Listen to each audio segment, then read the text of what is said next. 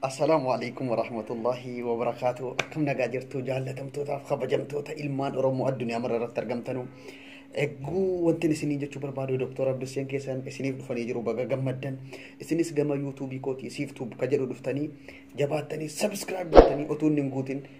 ما ملنوف تأسين جرا سبسكرايب قرا هندي كيسان كسين جالنا وهذا كسنين جت شو بربادا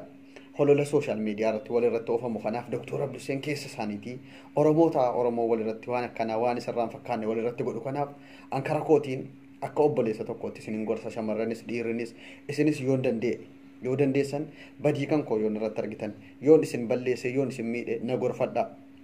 jaalala wal gorfanne akka oromootti waliin deemudha malee waan hin jirreen maqaa wal balleessine wal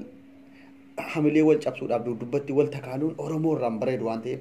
dhiisaa oromoo jaalala nuuf wayyaa warri ergasii isinitti balleesse yoo jiraate dhiifama isinis yoon isinitti balleesse jiraate dhiifama naaf jedhaati jaalalaan itti fufna galatoomaa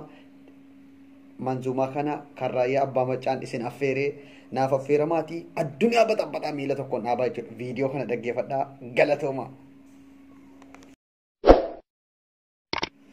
ni jenne malee waa'ee kadhachuun